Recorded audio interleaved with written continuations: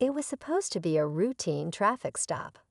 Officer James Carter, a seasoned cop known for his strict approach to the law, noticed an elderly black woman driving slowly through a quiet suburban neighborhood. Her car had a broken taillight, nothing serious, but enough for him to pull her over. What started as a standard stop quickly turned tense. The woman, calm and composed, handed over her ID without hesitation. But something about her didn't sit right with Carter. Her name, her demeanor, it all felt off. Ignoring her polite tone, Carter insisted she step out of the car. His instincts told him she was hiding something.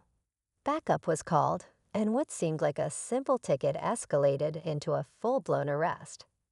Neighbors peeped through their windows, whispering as Carter placed cuffs on the frail woman. But just as he started searching her car, he found something that made his heart stop cold, a badge. Not just any badge. An FBI badge. Suddenly, the air grew heavier. Who was this woman really? Why was she in this neighborhood? And more importantly, why didn't she reveal her identity sooner? Officer Carter's world was about to turn upside down, and the answers he was about to uncover would change everything he thought he knew about justice. Officer Carter stared at the badge in his hand, his mind racing.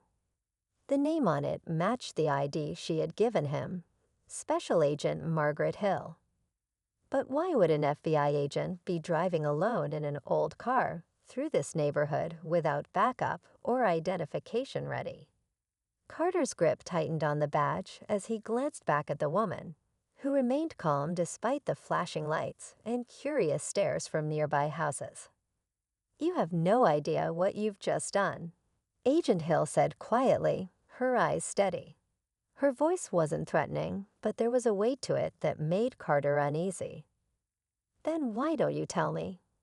He shot back, masking his growing doubt with authority. She paused, then slowly shook her head. "It's not that simple." Before Carter could press further, his radio crackled. Dispatch was calling for an urgent update on a nearby situation. Something about a missing federal agent and a suspected security breach in the area. Carter's stomach dropped.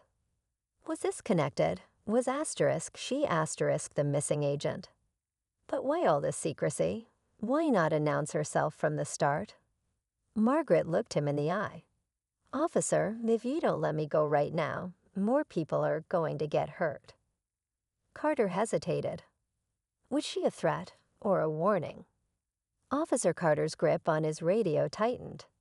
The dispatcher's voice echoed in his ear, repeating the urgent report about a missing FBI agent. His eyes flicked back to Agent Hill, still standing calmly in the glow of the police cruiser's lights. Every instinct told him something bigger was unfolding, something far beyond a broken taillight. "Start talking," Carter demanded, lowering his voice. "What's going on here?" Margaret sighed, glancing around as if measuring how much she could reveal. "There's no time. I'm tracking someone dangerous. If you keep me here, you'll only slow me down." Carter's mind raced. Dangerous. In this quiet neighborhood. It didn't make sense. Yet the call from dispatch and her badge told him this wasn't some cover story. Before he could respond, a black SUV slowly cruised past, its tinted windows masking whoever was inside. Agent Hill's eyes locked on it, and for the first time, Carter saw a flicker of fear. "That's them," she muttered. Carter instinctively reached for his weapon, but Margaret grabbed his arm. "Don't. They'll kill you before you even draw." The SUV rolled away into the night, disappearing around the corner. Carter now faced an impossible decision: follow protocol or trust the mysterious FBI agent, who seemed to be in more danger than she let on. Officer Carter's pulse pounded in his ears as the black SUV disappeared into the shadows. Every instinct screamed at him to chase it, but Agent Hill's grip on his arm held him in place. Her strength was surprising for someone her age, and her eyes burned with urgency. "You need to decide right now," she said sharply. "Either let me do my job, or more innocent people are going to die." Carter's mind spun. Was he really about to trust a woman he just cuffed minutes ago? His training told him to follow protocol, call for backup, and wait. But something told him that would be too late. Before he could answer, his radio crackled again. "All units be advised, reports of armed suspects in the vicinity of Oakwood and 5th. Approach with caution." Oakwood and 5th. That was just 2 blocks away. Margaret's face paled. "They're moving faster than I thought. We don't have time." Suddenly, the distant pop of gunfire broke through the still night. Carter's breath caught in his throat. Screams followed, faint but chilling. The peaceful neighborhood was turning into a war zone. Margaret pulled something from her coat, a small earpiece. "They've found the target," she whispered. "The target," Carter echoed, but Margaret was already moving. He had a split second to decide, stay back and wait for help or dive headfirst into something far more dangerous than he ever signed up for. Carter's hand hovered over his holster as Margaret moved swiftly toward the shadows. He hesitated for only a moment before following her into the dark. The distant gunfire had stopped, replaced by an eerie silence. The air felt heavier now, charged with something Carter couldn't explain. They rounded the corner onto Oakwood and 5th, but instead of chaos, they found an abandoned street. No shooters, no victims, just the stillness of the night. Carter scanned the area, confused. "This doesn't make sense," he muttered. Margaret's eyes darted around, tense. "They're gone." This was a diversion. Before Carter could respond, his radio blared to life again. "All units, code red at the downtown police precinct.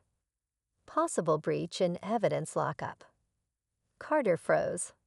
The evidence lockup held sensitive case files, weapons, and high-security intel.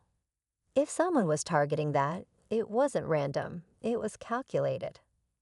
Margaret's face darkened. "They're after classified files. Files that could expose undercover agents." She locked eyes with Carter. "Including me." Suddenly, Carter's phone buzzed. Unknown number. Hesitantly, he answered. A distorted voice crackled through. "You should have let her go, officer. Now you're both on the list." The call dropped. Carter's blood ran cold. This wasn't just about Agent Hill anymore. Now he was a target too. Carter's grip tightened on his phone as the call cut off, leaving only the quiet hum of the night. His mind raced. They were running out of time. Margaret's face was stone cold now, her calmness replaced by urgency. "They're already inside the precinct," she said, her voice low. "If they get those files, every undercover agent in the field is exposed, including me."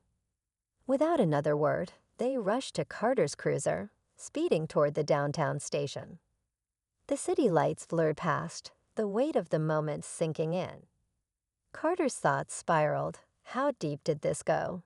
Who were these people powerful enough to outmaneuver the FBI? As they approached the precinct, Carter slammed the brakes. The front entrance was wide open, the security lights flickering. It was too quiet. Margaret checked her weapon. "They're still here." Inside, the air was thick with tension. Down the hall, muffled voices echoed near the evidence lockup. Carter motioned for Margaret to stay low, but she was already moving. They crept closer, weapons drawn. Then a sudden crash. The steel door to the evidence room swung open, and out stepped a man in tactical gear. Carter aimed his gun, ready to fire, but froze. It was Chief Reynolds, Carter's own boss. "Drop your weapon, Carter," Reynolds ordered, his voice calm but deadly. Margaret's eyes widened. "Ease the leak." Reynolds smirked. "Smart woman. Too bad it ends here." But before he could react, a second gunshot rang out, striking Reynolds in the shoulder. He collapsed. Behind him stood another figure. Margaret's asterisk backup asterisk. You really thought she came alone. The agent growled. Reynolds groaned on the ground, the plan unraveling. But Carter wasn't relieved. Because tucked in Reynolds' hand was a detonator, thumb hovering over the button. And the timer had already started. Carter's eyes locked on the blinking detonator in Chief Reynolds' hand. The countdown had already begun. Move. Margaret shouted, diving toward Reynolds. Carter lunged to, wrestling the device from his grip. His fingers fumbled with the wires, his pulse pounding in his ears. Cut the red one, Margaret yelled. Without thinking, Carter yanked the red wire free. Silence. The blinking stopped. Reynolds let out a pained laugh, slumped against the wall. You think this ends with me, he sneered. Margaret leaned in close. It just did. Backup swarmed the building within minutes. Reynolds was cuffed and hauled away, his operation dismantled. The evidence he tried to erase was secured, exposing a network of corrupt officials selling classified information. The black SUV was traced to an abandoned warehouse, where more arrests followed. As the dust settled, Carter stood outside the precinct, watching the flashing lights fade. Margaret approached him, offering a rare smile. You did good tonight, she said. Carter chuckled, shaking his head. Guess I picked the wrong person to arrest. Margaret smirked. Or the right one. With that, she disappeared into the night, her mission far from over. Carter exhaled deeply. The city was safe for now. But he knew better. Some secrets don't stay buried for long.